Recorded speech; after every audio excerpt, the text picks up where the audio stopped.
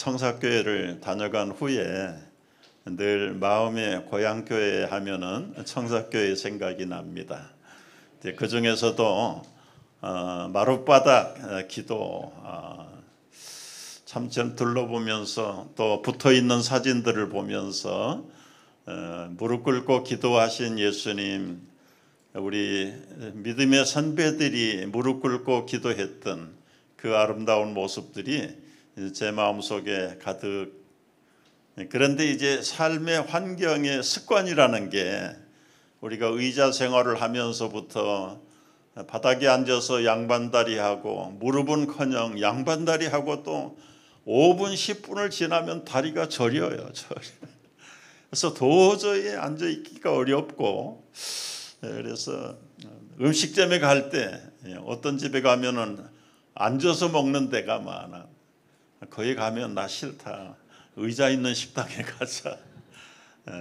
우리 교회도 아마 마룻바닥으로 하는 교회 하나도 없잖아요. 우리 주일날은 이제 본당에 가서 마룻바닥이 아니라 의자에 앉아서 드리는데 이것이 하나의 습관이 된 것입니다. 습관인데 사람은 습관에 따라서 모든 행동이 달라지고 바뀌는 거예요. 저는 20살 때 벌써 오래됐지요. 예수님 영접하고 17살에 예수님 영접하고 20살에 첫 번 집회를 갔는데 그 집회가 신현균 목사님 집회였어요. 서울 무학교회라는데 꽤 큰 교회입니다. 꽉 찼는데요. 뭐 그때는 거의 다 앉아서 드릴 때. 앞에까지 그냥 입추의 여지가 없어. 여지가 없는데 이 신영균 목사님은 제가 처음으로 이제 부흥 집회를 통해서 은혜를 받은 목사님인데 벌써 생긴 것도 천사처럼 얼굴에서 빛이 나고 코미디면 코미디, 만담이면 만담, 모든 팔방미인다. 팔방미.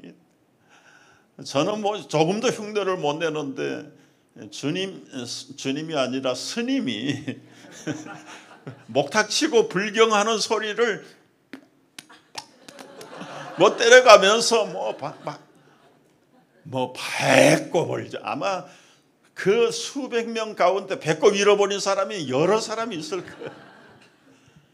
사람들이 다 들어오지를 못해가지고 창문을 열어놓고 밖에서 이렇게 듣고 뒤에는 어떻게 하든지 발만 들여놓고라도 그러면 이제 이분이 아세요. 자, 앞으로 앞전성을 향해 갑시다 하면서 이제 땡겨오는 거예요.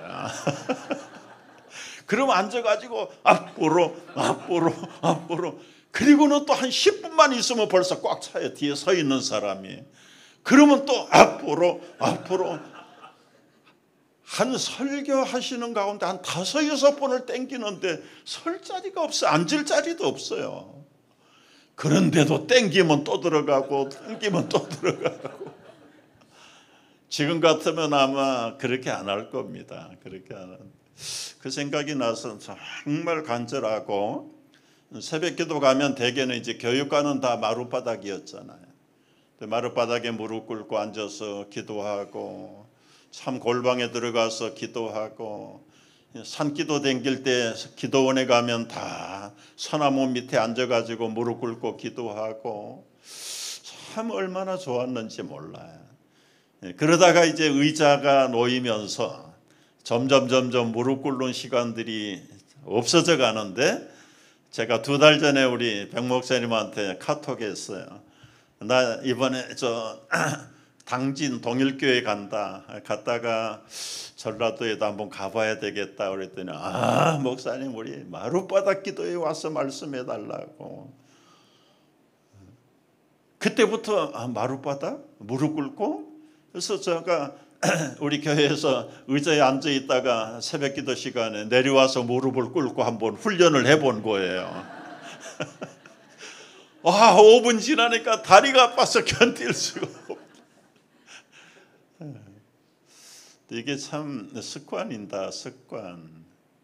우리 대구 제1교회가 우리 이남 지역에서도 아마 몇 번째로 먼저 생긴 교회, 선교사님들이 오셔가지고 세운 교회잖아요.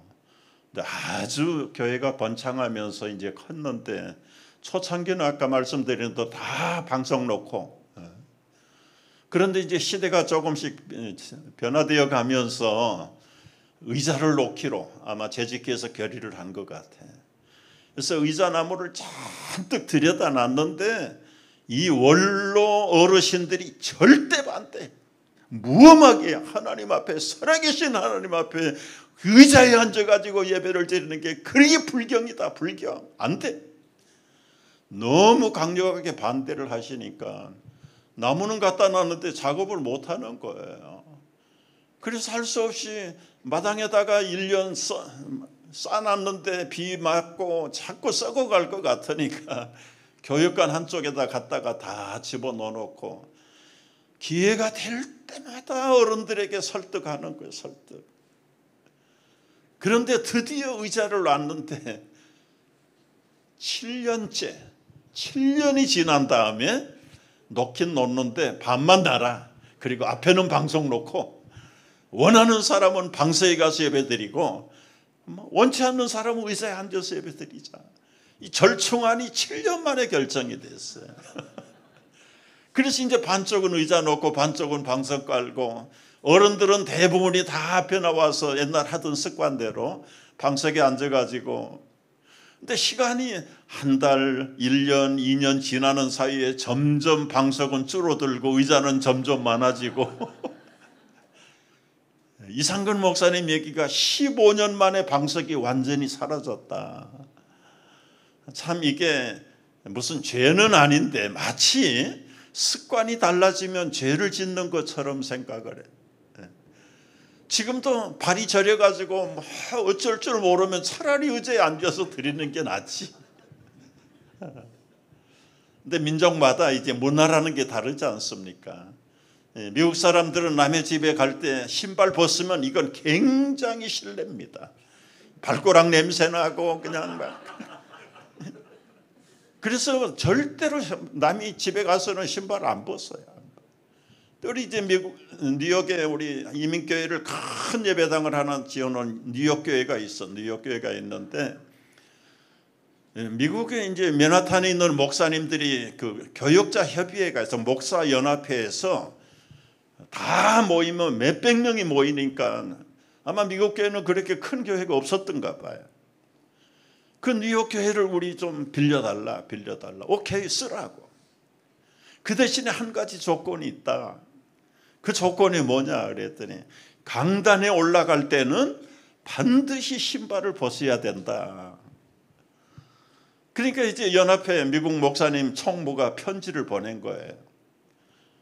아니, 강단에 올라갈 때 신발을 벗는 것이 성경적이냐 교회 법이냐 그걸 알려달라. 이 사람들은 신발 벗으면 절대 실례거든요. 성경에 보면 모세가 신발을 벗었다고 그랬지 강단에 올라갈 때 신발을 벗었다는 건 아니잖아. 하나님이 벗으라고 그럴 때 벗었지 나머지는 다 신고 들어갔을 텐데. 이게 문화 차이입니다. 문화 차이. 나중에는 벗고 왔는지 신고 왔는지 제가 그건 알아보질 않았는데 아마 사람의 한 행동이나 습관이 바뀌는 데는 여러분 심리학자들이 연구를 해봤는데 66일이 지나가야 된다. 그러니까 올빼미형 저녁 스타일 사람이 종달새형 새벽형으로 바뀌려면 몇 달을 연습을 해야 돼요? 66일, 최소한 66일, 2달 이상. 여러분 20대 젊은이들이 새벽기도 4시 반에 일어나는 게 가능하겠어요? 1시, 2시에 자는 사람들이 3시 반, 4시 반에 일어나가지고 지금은 5시에 새벽기도들 많이 하는데 옛날에 통금 사인 부를 때 4시에 통금 사인 불고 4시 반에 다 종쳤습니다. 그래가지고 새벽기도 하는데 제가 20살 때 가기로 작정을 했는데 와 이건 완전히 사형언도 받는 거야. 걸어서 한 15분 가는 길 거의 다 태반 눈 감고 갔어. 눈 감고. 교회 가서 너무너무 새벽기도 시작을 하는데 이제 오늘 아침 기도함으로 새벽기도 시작합니다 하고는 대표자가 기도하는데 눈을 떠보면 아무도 없어. 다 끝나고 가버렸어. 에라 모르겠다. 자는 김에 자자 하고는 아무도 없는 빈 예배당에 의자에 앉아가지고 그냥 자버리는 거예요. 그리고 깨나가지고 해가 쫙 솟아오를 때 깨나가지고 이제 가는데 1년 동안에 가기로 작정을 했기 때문에 그것도 솔로몬의 1000번째 설교를 듣고 서약을 했잖아. 내가 새해부터는 1000번 교회 가서 기도하겠습니다. 내년 새해는 1000번 갑니다. 내가 작정을 해놓고 서약을 해놓고 너 혀가 너무 빨랐어. 아니 어떻게 1년 동안에 1000번을 가서 교회에 가서 기도를 하겠어요. 마음속에 너 새벽기도 시작하면 되잖아. 그래서 새벽기도가 시작이 되는 거예요. 그래봐야 365번인데 그러면 학교 끝나고 집에 가다가 또 한 번 가. 그러면 얼마예요? 730번. 주일날이 1년에 몇 번입니까? 52번. 주일 낮에 밤에 104번. 수요일날 52번. 금요일날 청년회 52번. 토요일날 찬양대 52번. 합산이 얼마인 줄 아세요? 990번이야. 10번은 덤으로 왔다 갔다 할 수 있잖아요. 그래서 이제 새벽기도를 시작하게 된 동기가 그래서 시작이 됐는데 와 이건 완전히 사람 잡는 거예요. 그래도 하여튼 약속을 하고 서약을 했으니까. 그런데 그렇게 가서 졸면서도 눈을 뜨면 아무도 없을 정도인데 잠들다가 비몽사몽간에 때로는 하나님의 음성을 듣기도 하고 뭐 한두 번 들을 수 있어요. 아무것도 허탈 없이 끝나는 것 같은데 문을 열고 탁 나오면 동편에 해가 솟아서 온 천지를 광명으로 비치는데 한 번도 후회해 본 적이 없어요. 그 습관을 고치는데 한 2달쯤 되니까 코피가 나도 코피 2번 흘리고 완전히 새벽형으로 바뀌었어요. 여러분 사람이 그 2달을 못 넘깁니다. 그 2달만 넘기면 습관이 행동이 되는 거예요. 여러분 꼭 성경에 무릎 꿇고 기도해야 된다는 걸 율법으로 만들진 않았어요. 유대인들의 평균적인 기도 자세는 일어나서 손을 들고 하늘을 쳐다보고 기도하는 거예요.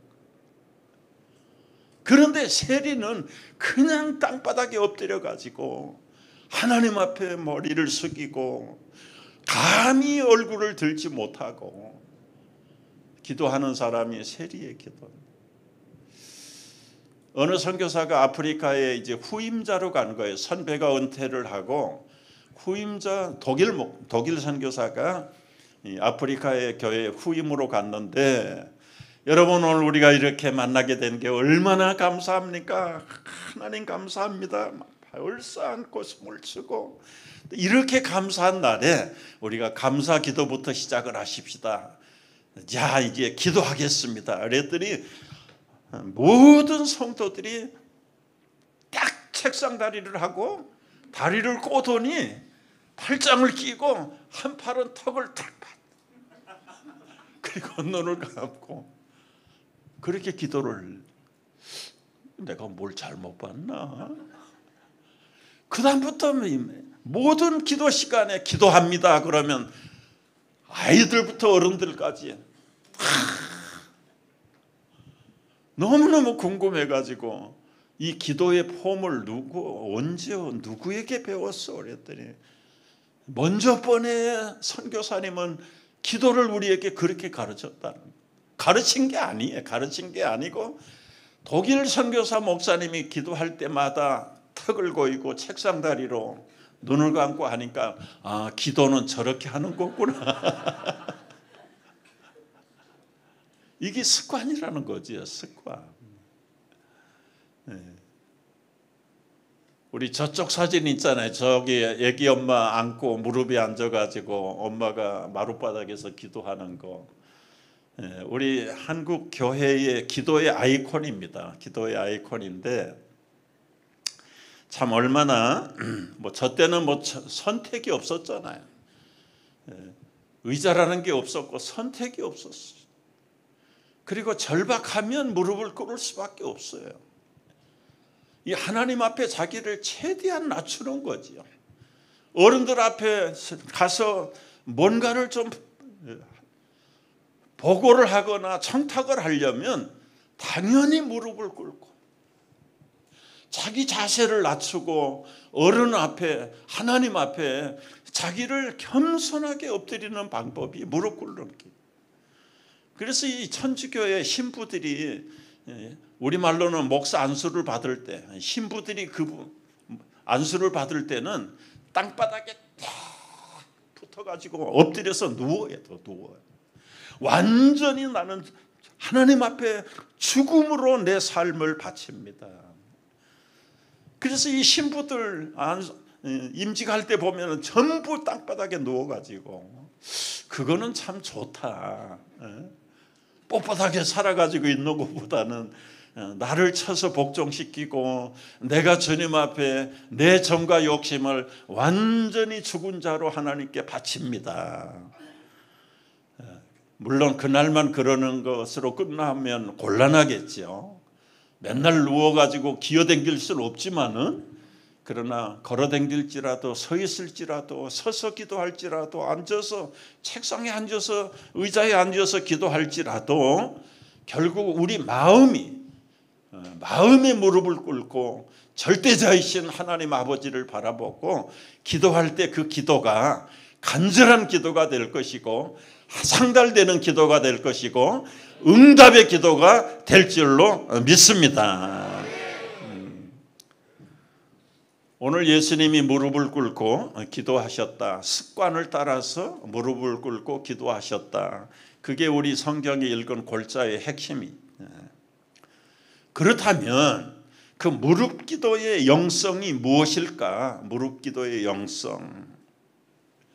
그 무릎을 꿇는 자세가 무엇을 표시하는가? 첫째는 하나님을 경배하는 겸손의 자세다. 하나님을 경배할 때 뻣뻣하게 서가지고 하는 것보다는 간절하게. 근데 성경에 보면 우리 믿음의 선배들이 엘리야가 갈멜산에서 얼굴을 무릎 속에다가 묻고 기도했다. 여러분 머리가 여러분 무릎 속에 들어갈까요? 안 들어갈까요? 우리 어린아이들을 잘해요. 그런데 벌써 어른 되면 안 돼. 저도 여러 번 해봤는데 안 돼. 뼈가 뻣뻣하고 해보지 않던 것이고 습관이 되어 있어서 되질 않아. 이 엘리야는 얼마나 간절했으면 어린아이도 아닐 텐데 얼굴을 무릎 사이에다가 놓고 기도를 했다.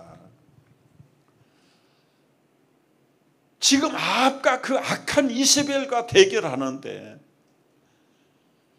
아세라 선지자들을 450명, 바알의 선지자들을 400명, 850대 1로 게임을 하는데 너희들의 신이 참신인지 내가 섬기는 여호와가 참신인지 한번 내기하자.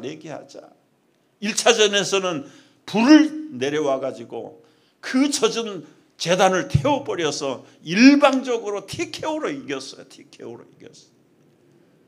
그 다음에 3년 6개월 동안 비가 내리지 않았는데 2차전으로 들어갔습니다. 바알 선지자, 아세라 선지자들은 아침부터 밤이 될 때까지 자기 몸을 나중에는 바알이여 비를 내리소서. 그래도 하지 않으니까 자기 몸을 때려가지고 자기 몸을 상하게 피를 흘리고 바알이여 이 피 흘림을 보시고 비를 내리소서. 그런데도 결국은 비는커녕 이슬 하나도 내리지 않아. 다음 차례가 엘리야 선지자 차례잖아요. 여러분 얼마나 간절했겠어요. 사람이 간절하면 못하는 일도 할 수 있어. 무릎 꿇고 머리가 안 들어가는데 뒤에서 총 쏴들고 너 머리 무릎팍에 안 넣으면 쏜다. 그러면 아마 다 들어갈걸요. 문제는 뭐냐? 간절성이란 말이다. 간절성. 결국 엘리야는 무릎을 자기의 무릎팍 속에 얼굴을 묻고 기도하고 3년 6개월 동안 아버지 않던 비가 쏟아지기 시작합니다. 이게 간절한 기도의 무릎의 기도의 응답인 줄로 믿습니다.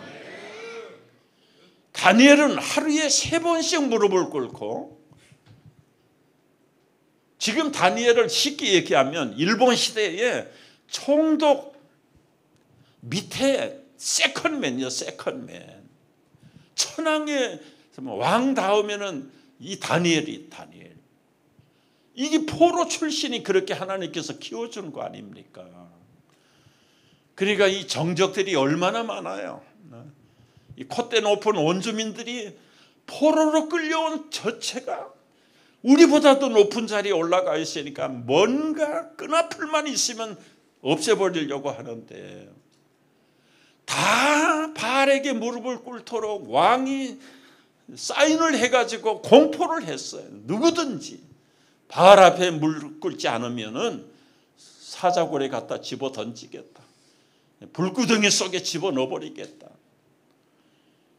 왕이 거기에 어서에 도장을 찍은 줄 알고도 다니엘은 습관을 따라서 하루에 3번씩 창문을 열어놓고 예루살렘으로 향한 쪽을 향해서 하루에 3번씩 무릎을 꿇고 기도를 했다. 참 다니엘만큼 얼마나 담대한 사람인가. 여러분, 우리가 대통령 한 사람 4년 기간이잖아요. 4년 기간에 장관이나 총리가 처음부터 4년을 한 사람이 거의 없습니다. 한 2년 되면 바꿔치우고 1년 되면 또 바꿔치우고. 다니엘은 왕이 5번이 바뀔 때 왕조가 바뀌면서도 총리 자리를 계속했다. 계속. 이건 하나님의 도우심이 아니면 불가능한 이야기. 습관을 따라서 무릎을 꿇고 간절하게 하나님을 향하여 부르짖는 다니엘. 오늘 우리 젊은 학생들 가운데 다니엘이 나올 줄로 믿습니다. 베드로 사도가 다비다가 죽었어요. 다비다는 아주 여성 리더예요. 자기 주머니 다 털어가지고 옷이 없는 사람들 다 옷 만들어 입히고, 배고픈 사람 먹이고, 병든 사람 손 얹고 기도해주고, 그러던 다비다가 죽었단 말이에요. 온 마을 사람들이 자기 옷을 보여주면서 베드로 사도에게 왔어. 이 옷도 다비다가 준 것이고 이 속옷도 다비다가 준 것인데 죽었어요. 살려주세요. 베드로가 다비다가 있는 시체 방 안으로 갔습니다. 거기에서 무릎을 꿇고 간절히 기도하는 가운데 하나님이 다비다를 살리셨습니다. 간절한 기도, 무릎 기도의 능력입니다. 오늘 여러분 죽어버린 우리의 모든 정체가 살아날 줄로 믿습니다. 여러분의 죽어버린 기도가 살아날 줄로 믿습니다. 스데반 집사 무릎을 꿇고 기도해요. 평안할 때가 아닙니다. 유대인들이 지금 스데반을 정죄하고 지금 사형 집행하는 때예요. 그때는 돌로 쳐 죽이는 게 사형입니다. 돌멩이가 날아오는데도 무릎을 꿇고 하늘을 향하여 그 얼굴이 천사처럼 빛납니다. 그런데도 계속해서 돌멩이질을 여러분 맞을 때마다 터지고 피가 나고 코뼈가 으스러지고 눈탱이가 빠져나오고, 그런데도 불구하고 성경은 뭐라고 기록했는가?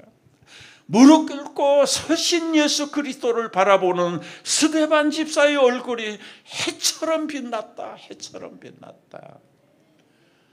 놀라운 일이죠.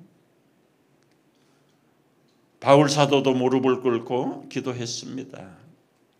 오늘 예수님도 말씀해 보니까 겟세마네 동산에 가서 무릎을 꿇고 습관을 따라 미명 시간에도 가시고 밤 깊은 시간에도 습관을 따랐어. 습관을. 그래서 우리가 철야 기도든 새벽 기도든 주일이든 습관이 여러분을 새롭게 세우실 줄로 믿습니다.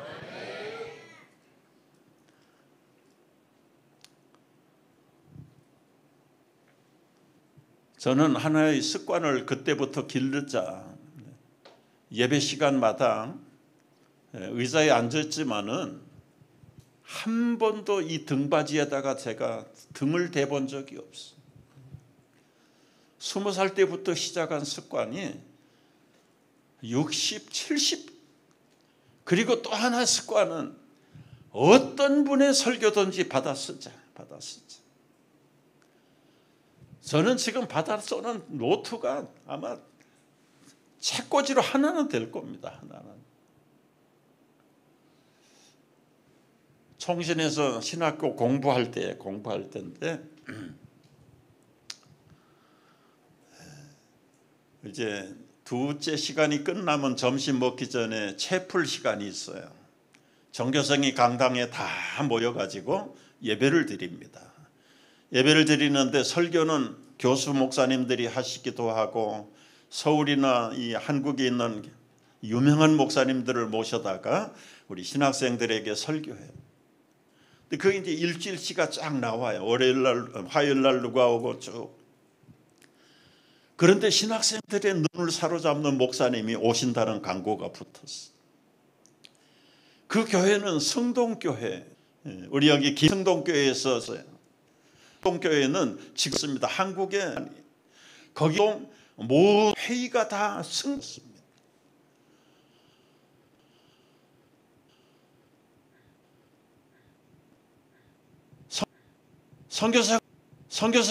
선교사가 지은 교회인데 김익대 목사님뿐만 아니라 아주 한국의 유명한 목사님들이 다 거쳐가시는 그런데 그때의 담임 목사님이 30대 초반의 젊은 목사님이 그러니까 신학생들이 야 한국의 역사적인 교회 유서 깊은 교회 정말 전통 있는 교회에 30대 목사님이 채플 시간에 설교자로 오신다니까 신학생들 예배 안 드리고 시험 공부하느라고 많이 빠져요.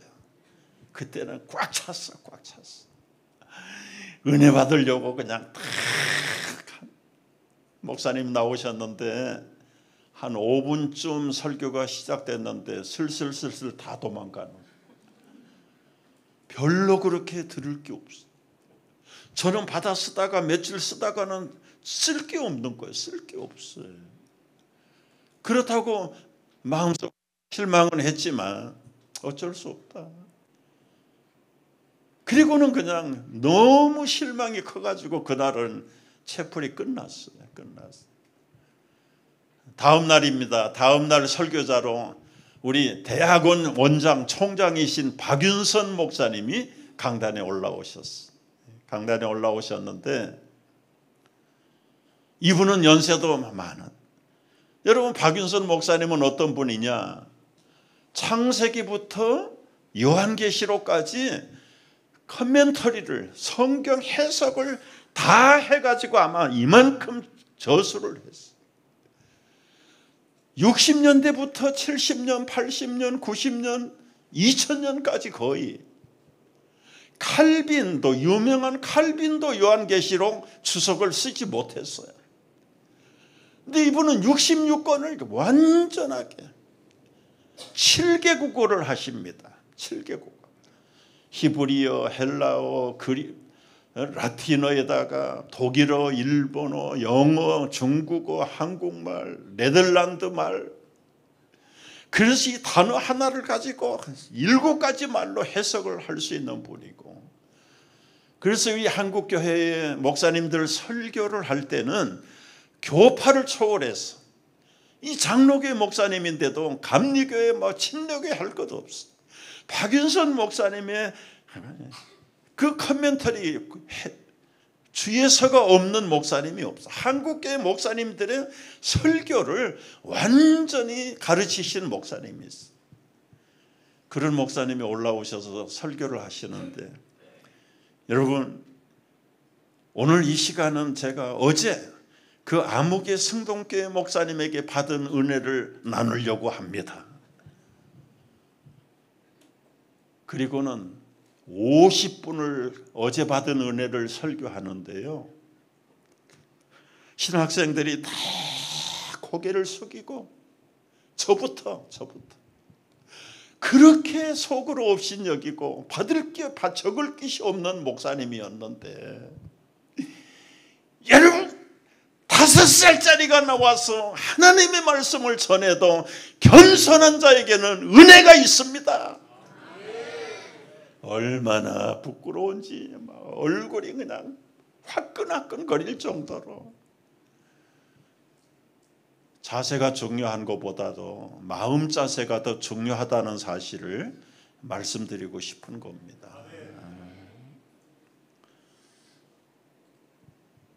돈으로도 못 가요. 그 어린이 찬송가를 지으신 백광재 장로님이라는 분이 계세요. 가사를 지으셨어요. 이분이 제 친구 교회 LA 이민을 와서 거기서 사시다가 나이가 드시고 병들었어요. 우리 친구 목사가 신방을 갔대요. 장로님, 어린이 찬송까지 지으시고 헌신하신 장로님이 병들었다고 주일날 교회를 못 오십니까? 골골하시죠. 골골할 정도가 아니라 병이 들어서 누워서 지나시는 분이 있어요. 장로님, 저 같으면 침대를 싣고라도 예배드리다가 주님 부르시면 얼마나 좋습니까? 그 말에 마음의 결단을 하고 그냥 차에 겨우 이동을 해가지고 밀고 당기는 침대에 누워가지고 주일날마다 예배 나왔어. 예배. 뒷좌석에 누워가지고 예배를 일어나지 못하니까. 그리고는 어느 순간인가 조용하게 주무셨다. 하나님께서 데리고 가셔. 그 얘기를 들을 때, 이야, 우리는 그냥 몸이 괴롭다고 그저 움직이는 것조차도 싫어하는데, 주의 종 목사님의 말씀이 하나님 말씀으로 생각을 하고 그 말씀 앞에 순종하고 내가 주님 앞에 예배하다가 가는 것이 얼마나 영광스러울까. 움직일 수 없는 사람이 겨우겨우 움직여가지고 결국은 누워서 예배드리다가 주님의 부르심을 받았다는 이야기를 듣고, 참 사람이라는 게 자기 생명과 몸을 바쳐서라도 말씀 앞에 순종하고 겸손한 것은 바로 은혜의 지름길이다 믿으시기 바랍니다. 시편 17절에 보면 겸손한 자의 소원을 들으시는 하나님이십니다. 잠언 18장 12절에 겸손은 존귀의 앞잡이다. 존귀의 앞잡이. 야고보서 4장 6절 다 같이 하나님은 교만한 자를 싫어하시고 겸손한 자에게 은혜를 주십니다. 무릎 기도의 첫 번째 영성은 겸손이다. 겸손. 두 번째 무릎 기도가 우리에게 주시는 능력이 무엇인가? 유혹과 시험을 이기는 수단이다. 여러분, 무릎을 저리도록 몸이 아프도록 기도했는데 돌아가서 우리가 유혹을 받으면 되겠습니까? 예수님도 지금 큰 유혹 앞에 무릎을 꿇고 기도하고 피땀을 흘려가면서 기도하는데, 예수님에게 마지막 유혹이 무엇이었습니까? 첫 번째 유혹은 마귀가 와서 시험하는 유혹이었고, 예수님이 이 땅에서 마지막 겟세마네 동산에서의 유혹이 무엇이야? 이제 내일이면 십자가에 달려서 죽음을 당하는데, 예수님도 100% 사람이기 때문에 죽는 거 좋아하겠어요? 안 좋아하겠어요? 100% 사람이기 때문에 죽는 거 무서워해요.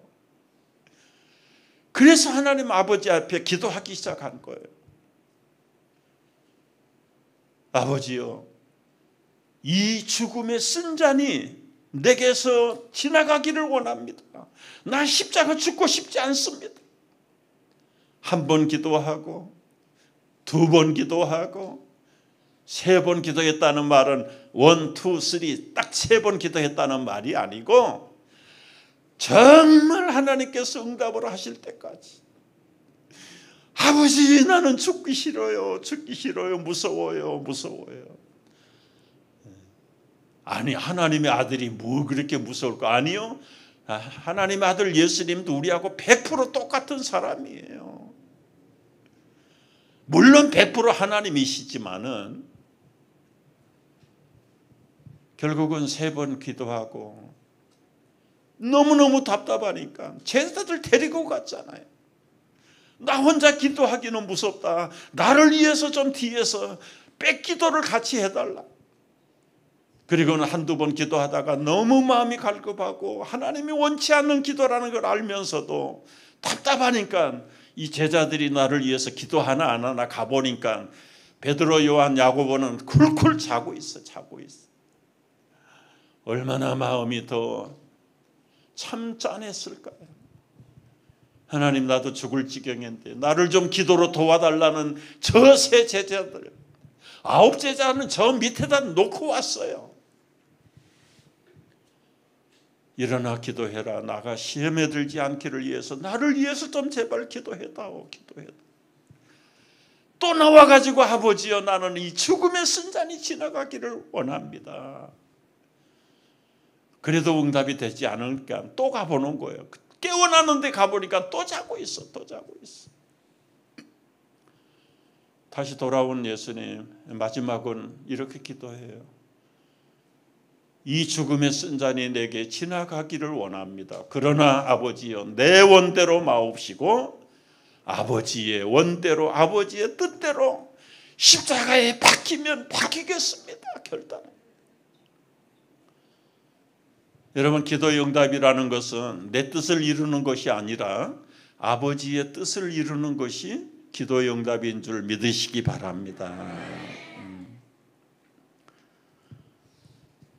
바리새인들은 기도할 때 하나님 앞에 나간다고 하면서 성전 입구에, 여러분, 입구는 사람이 들락거리는 제일 많은 사람들이 모이는 곳이 입구에, 거기에 서가지고 하늘을 향해서 많은 사람들에게 들으라고 기도해.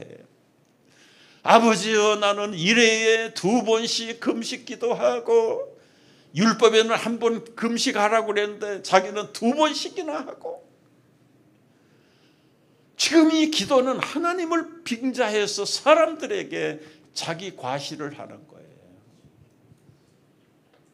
그러나 여러분, 세리는 하늘을 우러러보지도 못하고 감히 눈을 들어 하늘을 쳐다보지도 못하고 가슴을 치며 하나님, 나를 불쌍히 여기소서. 나는 죄인입니다. 이렇게 간절하게 기도하는 사람 속에 교만이 있겠습니까?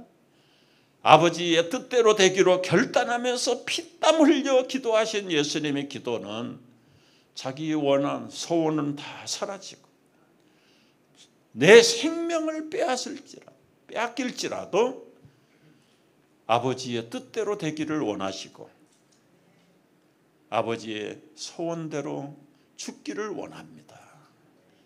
그때 로마 병정들이 산까지 쫓아와 어두워가지고는 어디에 가룟 유다를 앞장 세워가지고 내가 가서 키스하는 그 사람이 예수입니다.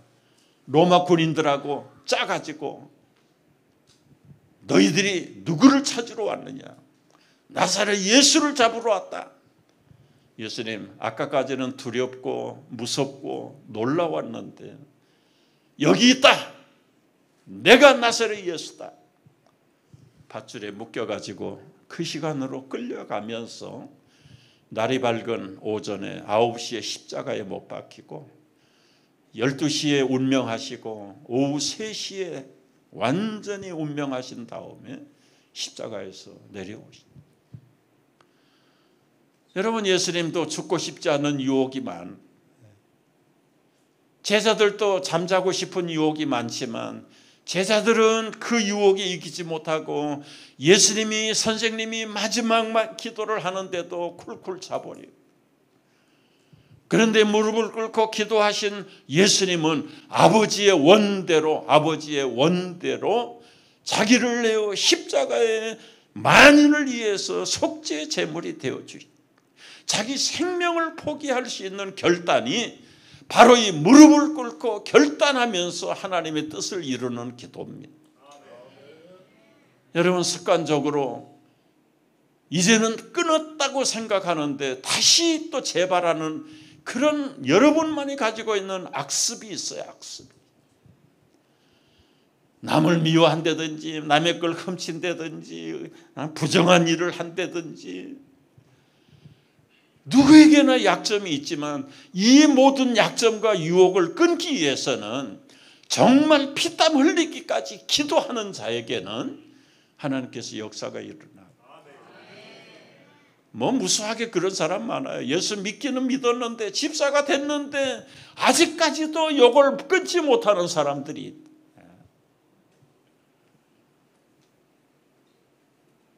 금식도 해보고 뭣도 해봤는데 안 끊어진대. 그때는 어떻게 했는가? 어떤 사람 얘기하는데 자기 아내가 날짜를 정해놓고 남편과 함께 하나님 앞에 이거 끊게 해달라고 기도했는데 딱 고날되니까 한 모금 쫙 빨았는데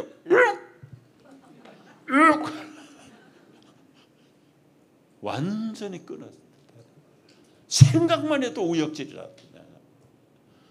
여러분, 너무 신통하고 방통한 게 이 기도의 응답인 줄로 믿으시기 바랍니다. 우리 한 팔을 자를 정도로, 한 눈을 뽑을 정도를 가지고 우리가 무릎을 꿇든지 의자에 앉아서든지 간절하게 하나님 앞에 부르짖으면 그 기도를 응답해 주실 줄로 믿습니다.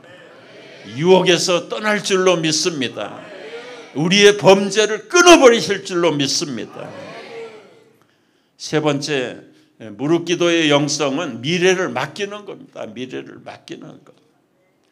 우리 누가복음 22장 60절에 스데반 집사가 무릎을 꿇고요, 하나님 앞에 자신의 생명을 맡길 때 그 기도를 한번 보세요. 다 같이 무릎을 꿇고 크게 불러 이르되 주여 이 죄를 그들에게 돌리지 마옵소서. 이 말을 하고 자더라. 여러분, 예수님도 그렇지만 스데반 집사도 내가 돌에 맞아 죽어간다는 걸 생각할 때 감히 어떻게 얘기하겠어요? 벌써 한 15년 됐습니다.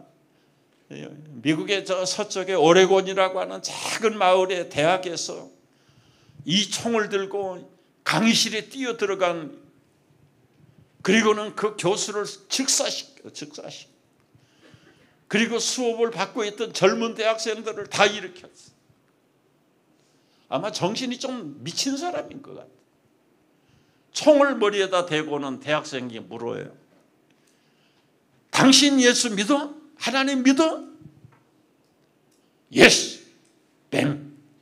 그 자리에서 쓰러. 그 옆에 서 있는 학생 머리에 총을 대고 Do you believe in God? Yes! 방! 여러분, 그 옆에 있는 학생은 어떡할 때? 지금 둘이 죽었습니다. Yes! 방! Yes! 방! 어떤 학생은 No! 시당! 앉아. 그리고는 발에다 쏴. 죽이진 않아요. 옆에 학생이 또 됐어요. Do you believe in God? 너 하나님 믿어? Yes, bang.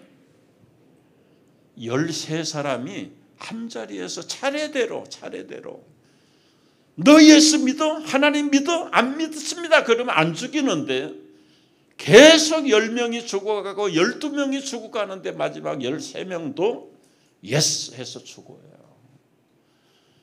여러분, 미국이 신앙이 없다고요? 아닙니다.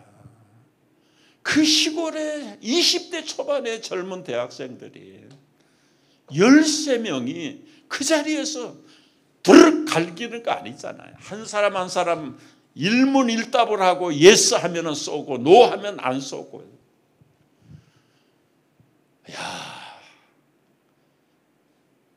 미국은 아직도 그런 젊은이들이. 저에게 솔직하게 한번 물어보고 싶어요. 김 목사 머리에다가 총을 대고 너 예수 믿어? 그러면 내 대답은 뭘까? 여러분 머리에 총을 대고 너 죽어도 예수 믿을래? 여러분 대답은 무엇입니까? 스데반은 지금 그때는 총이 없어서 돌멩이에 맞아 죽어가면서도, 여러분 총에 맞으면 순간이잖아요. 돌멩이는 신압으로 죽어가는 거 아니에요. 그런데도 불구하고 천상에 서 계시는 예수님의 모습을 볼 때 그 얼굴은 천사처럼 빛나면서 주여 이 죄를 저들에게 돌리지 마옵소서 이 말을 하고 자니라. 우리 예수님의 모습도 똑같은 말씀이잖아요. 읽었던 말씀대로 누가복음 22장 39절, 예수께서 나가서 습관을 따라 감람산에 가서 제자들도 따라갔는데 유혹에 빠지지 않게 기도하라 하시고 그들을 떠나 돌 던진 만큼 가서 무릎을 꿇고 기도하여 아버지여, 만일 아버지의 뜻이거든 이 잔을 내게서 옮기지 마옵소서. 그러나 내 원대로 마옵시고 아버지의 원대로 되기를 원하노라.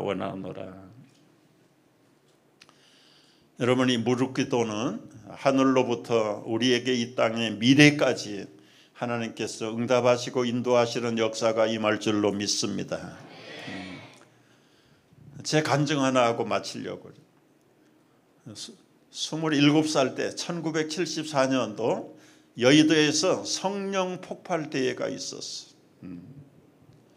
73년도에는 민족복음화 운동이 일어나서 여의도에서 100만, 150만이 모였어요. 74년도는 엑스폴로 74라고 그래서 사진을 줬는데 떴죠. 성령 폭발 대회가, 성령 폭발. 제가 거기에 갔습니다. 거기에도 아마 한 100만 명 모였을 거예요. 지금은 여의도 빌딩을 지어가지고 광장이 없어져 버렸어요. 와, 대단해요, 대단. 그날 집회가 마치고 이제 집으로 돌아가는데 어떤 대학생이 왔어. 여기에다가 띠를 맨 CCC, 대학생 선교의 스텝이야, 스텝이. 선생님, 저를 위해서 기도해 주실 수 있겠습니까? 처음 보는데 다가와서 기도해달라. 그래서 우리 기도하자 하고는 아스팔트에 무릎을 꿇었는데 제가 자세히 보니까 꿇긴 꿇었는데 한쪽만 꿇었더라고 저는. 그리고는 기도했는데 어느 기자가 사진을 찍었어. 그 사진이 바로 이 사진이에요.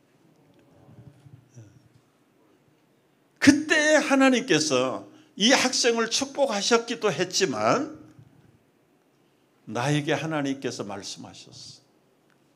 내가 너와 함께 영원토록 함께 하리라. 여러분, 이때의 저의 모습이 뭐냐? 저는 20살에 신학대학에 들어갔어요. 목사가 되겠다고 신학대학에 들어갔는데 1년, 2년, 2학년을 공부하고 나니까 우중충한 신학생들이 보이는데 세상의 패배자들, 20대 초반의 젊은 자들이 패자병들 같아. 얼굴에 기쁨이 하나도 없어. 울상이야. 기도만 하면 울어. 야, 내 스타일이 아니다. 내 스타일이 아니야. 너무 구기겠다. 그리고 나는 목사의 길보다는 집사 장로의 길로 가야 되겠다. 그래서 신학대학에 휴학을 해버리고 서울의 어느 교회 교육전도사 했는데 사표내버리고 나는 이제 앞으로 평신도로 살 거야. 평신도 하면은 뭐가 직업이 있어야 될 거 아니에요. 친구가 하던 의류 공장, 의류 제품을 이어받아 가지고 시장에 가서 옷장사, 옷을 만들어서 도매상에 팔고 얼마나 돈이 잘 벌리는지. 그런데도 기도만 하면 내가 너를 평신도로 부르지 않았다. 내가 너를 목사로 불렀는데 너는 지금 뭐라고 했느냐. 돈이 잘 벌리고 사업이 잘 돼도 기쁨이 없어요. 교회를 떠난 거 아닙니다. 교회에 충성했어요. 사업은 사업대로 하면서. 그러기를 갈등을 하면서 3년, 4년, 5년, 6년 그때에 74가 됐어요. 저 성령 폭발대에 가서 기도할 때 내가 너와 세상 끝날까지 함께하리라 이 말씀을 주시고 그 다음 해에 제가 아내에게 모든 걸 다 맡기고 신학교에 들어갔어요. 신학교에. 그리고는 일마다 때마다 때로는 어려울 때마다 기도할 때마다 여의도에서 아스팔트 위에 무릎 꿇고 기도할 때 내가 너와 세상 끝날까지 함께하리라. 이민 목회를 하면서도 외롭고 힘들고 시험이 있을 때마다 엎드리면 가끔 영어로도 얘기해요. I'll be with you. I'll be with you forever. 내가 너와 영원히 함께한다. 건축을 하려고 땅을 사놨는데 3년이 가도 5년이 가도 6년이 가도 7년이 가도 10년이 가도 허가가 안 나오는 거예요. 11년이 돼도 12년이 돼도 13년이 돼도 성구영신 예배 드리고 우리 교인들 안수 축복 기도하고 끝나면 새벽 한 1시 2시 정도 됩니다. 그 빈 땅에 그냥 비바람이 치고 눈보라가 치는 1월 1일 날 밤이잖아. 새벽이잖아요. 빈 땅에 가서 하나님 금년에도 하나님 침묵하고 넘어가실 겁니까? 그때는 영어로 말씀하세요. I'll be with you forever. 내가 너와 영원히 함께 한다고 그러지 않았냐? 오케이. 그러면 나 기도 더 이상 안 합니다. 그리고 갔는데 그 해도 침묵이에요. 13년째도 침묵. 14년이 됐을 때 허가가 나왔다. 여러분 기도 응답이라는 게 즉답도 있지만은 때로는 1대, 2대, 3대 때 나타나는 기도 응답도 있는 줄 믿으시기 바랍니다. 그러면서 어려울 때마다 그리고 건축을 했어요. 했는데 마지막 어려움이 생겼어요. 너무 깜깜해가지고 지금 예배당을 지어놨는데 못 들어가는 거예요. 못 들어가는 거예요. 우리 장로님들 염려하지 말라고 해놓고 기도하자고 해놓고 저는 집에 가서 나오지를 못해. 나올 힘이 없어요. 그런데 어느 교인이 목사님 유튜브에 이 찬양이 저에게 굉장히 힘을 줬어요. 한번 보세요. 그래서 열어놨는데 찬양이 보이기를 합니까? 들리기를 합니까? 안 들려요. 안 보여요. 그 다음에 유튜브에 찬양이 자동으로 다른 것으로 바뀌었어요. 그런데 나오는 게 딱 아까 성령 폭발 74가 나와. 내가 저기 갔는데 그 다음에는 한두 장 백 그림이 달라지더니 이 그림이 딱 뜨는 거예요. 딱 스탑을 시켜놓고 아래층에 있는 제 아내를 불렀습니다. 여보 빨리 올라. 이 그림 한번 봐.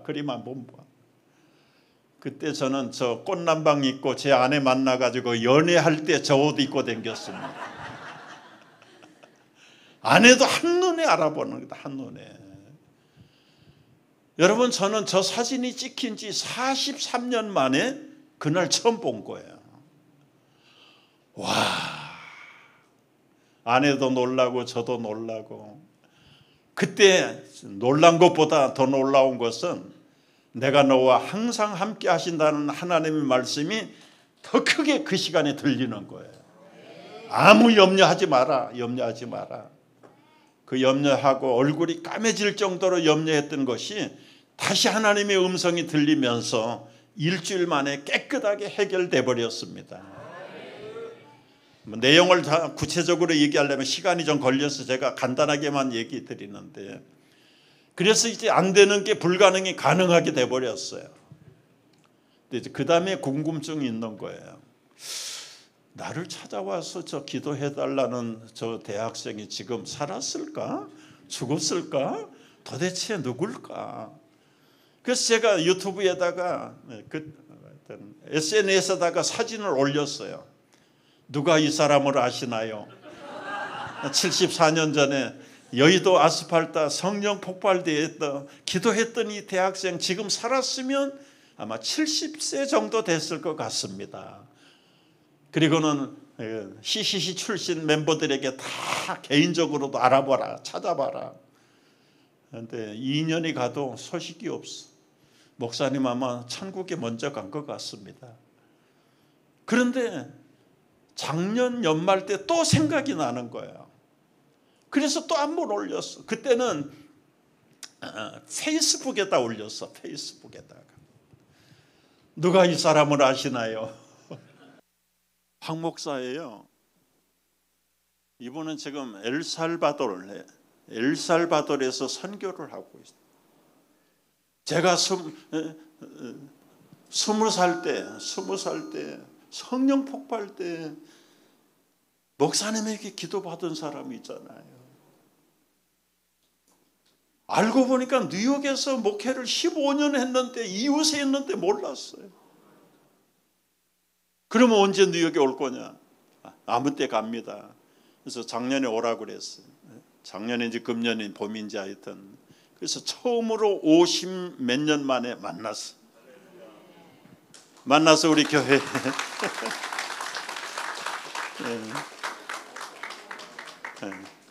간증하라고 그랬어. 그분도 간증을 해요. 74년도 목사님 만나가지고 기도받고 나도 목사가 돼야 되겠다고 감동을 받았는데 LA로 이민을 가가지고 신학교 가기가 싫더래요. 그래서 사업을 하기 시작했는데 아마 가게를 했겠죠. 한 8년인가 가게를 하는데 강도가 들어와가지고 권총을 쐈는데 6발을 쐈다. 한 발도 맞질 않아. 6발을 쐈는데 그때 손 번쩍 들고 주여 제가 목사 되겠습니다. 그래가지고 뉴욕에서도 목회를 했는데 60까지 목회하고 나머지 10년은 선교사로 가겠습니다 해가지고 10년째 마지막 70이 돼가지고 저를 만난 거예요. 도대체 김 목사는 몇 살이에요? 그러면 제가 금년에 누구 말 맞다나 6학년 17반입니다. 계산이 아마 다 느리는데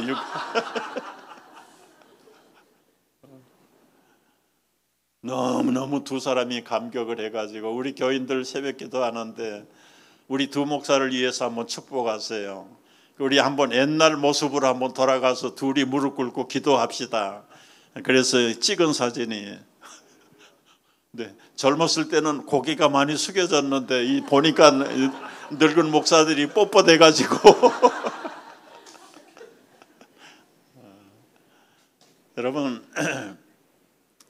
하나님의 응답은 한 번 응답하시면 그대로 될 줄로 믿으시기 바랍니다. 그런데 응답 받기 전에 기본적인 자세가 뭡니까? 겸손하고 나를 낮추고 내 뜻보다는 하나님의 뜻을 위해서 헌신하고 결단할 때 하나님이 여러분의 삶 속에 때로는 후손들 속에 평생 함께 하실 줄로 믿습니다.